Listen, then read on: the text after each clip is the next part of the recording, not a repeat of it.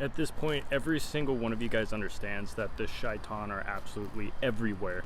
Everybody that walks around in today's society has an attachment of some kind. And the people who are running around denying attachments and denying demonic energy and negative energy in general are usually the worst of all of us.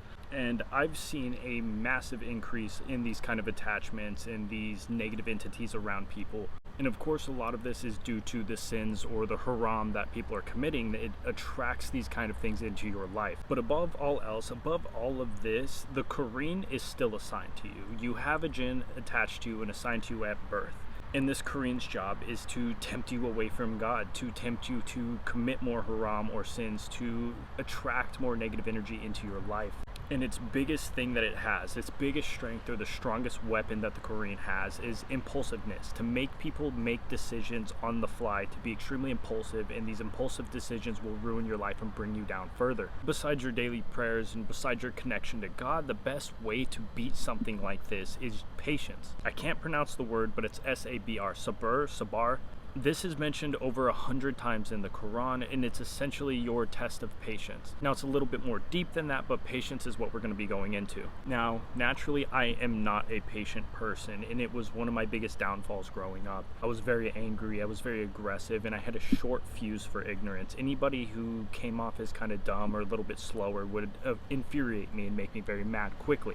And this was due to my absolute lack of patience. And this anger and this lack of patience I had gotten me a felony at 18 years old. I would snap with this short fuse, and I would get into fights, and I would get arrested, and it caused a lot of damage to my life. I was chaotic and destructive to the people around me because of this as well. I never had patience for other people's growth. And so a lot of anger that people have is due to a lack of patience. One of the craziest quotes I've ever heard was from Genghis Khan. For those who don't know, he came closer to conquering the planet than pretty much anybody else. Even a large portion of society dates back and related to this guy. He said, an action made in anger is doomed for failure. And a dude who has almost conquered the entire planet is saying that if you make an action and anger is doomed for failure, then we should probably listen to this. Now, a lot of people's lack of patience comes during calamity, during times of chaos, a time of destruction, a lot of hard moments. People will become impatient. They want the resolution. They want it all to calm down now. And what they do is they start to think, why me? Why did this happen to me? Why did I have to go through this?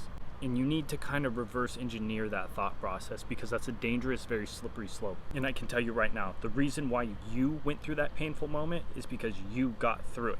Instead of saying, why me? Say, why not me? Why would that happen to somebody else? Why would that happen to somebody you love? You went through that painful moment so the ones you love didn't have to. God knew you can get through it, and he knew you would learn a lesson, and that's why those hard moments happened to you. That painful moment was a privilege, and it was a learning lesson. Now, also stop and think for a second. Not a single leader in the planet became a leader without being tested in their patience. And I don't mean like some silly political leader like these goofy clown politicians we see today. I mean like a actual leader of a community, like a people's champion type of person. Now, I can say from firsthand experience, most of the time whenever I am praying to God and asking for something, I'm asking him for more patience, not an easier time, not an easier life. The Jinn put thoughts in your head to tell you that you need an easier life, that your life needs to be easier for you to succeed. But instead of God giving you an easier life or a lighter load to carry, he gives you a stronger back. We have all the information in the Quran. We have everything we need to gain this patience, to become a better person. It's right in front of us. But we get caught up in the shaitan's tactics and their distractions. Now, the biggest thing that helped me in my patience, how I was able to grow it, was driving in the slow lane. It may sound really silly, but every day when I would commute or anywhere I would drive in the slow lane. I would stay behind semis the entire time. First couple trips, it was excruciating. That was painful. It was frustrating. I was angry. I was yelling to myself inside this car. But after a few days, it became comfortable, and something beautiful came out of this. There's a point to this story. I would just drive behind these semis going extremely slow, and eventually my patience started to grow. And as the days go on, I noticed something start to change. I started becoming happier, and I was curious on why I was happier. And I know it could have been due to just being more patient. I'm not as worked up in the moment, but there was something else going on. I started getting happier because I was noticing the pretty things in life. When you drive slower, you notice everything. You notice the little blades of grass on the side of the road. You notice the really beautiful tree on the turn that you normally make. All these things, when you're going fast, you don't notice them. You blur past so many beautiful moments in life that you just miss all the time. And whenever you slow down and you become more patient, you start to realize these little things, these gorgeous little nuances and imperfections, these perfect imperfections in life. And you start to realize that it's not about arriving to your destination. It's not about the goal. It's not about achieving that thing or getting that new thing or meeting that new person or whatever it may be. That's not life, and that's not the happy part of life either. You start to realize that your happiness comes from the journey, not the finish line. And that's another one of the shaitan's tactics, is temptation. They want to tempt you into these things, these beautiful desires, and they want you to race towards these temptations as if it's the best thing you can have in life. They lie to you and they tell you that once you get that thing, you're going to be happy. And I have bad news for you.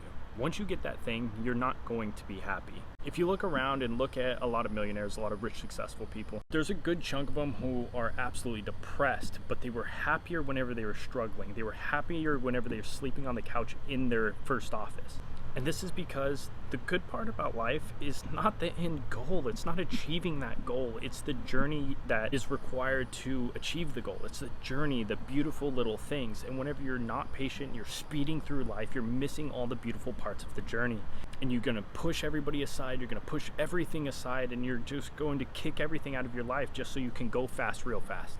And what's really unfortunate, and from what I've seen firsthand, is that the people with the least amount of patience are the people who have dealt with the most chaos and darkness in their life. And what happens, and this happened to me too when I was younger, is you start to get this resentment towards life. You look at the world and you say, the world hurt me, I want to hurt it back. And this is darkness. That is what a supervillain is. A supervillain says, the world hurt me, I want to hurt it back. But over time, as you learn and you grow and you become more patient, you change your outlook. You say, the world hurt me, so I'm going to make sure it doesn't hurt anybody else. And whenever you change into that perspective, that is whenever you start to become the hero of your own life. You say, the world hurt me, I will make sure it doesn't hurt anybody else. I don't want to be the thing that hurts people the way I was hurt.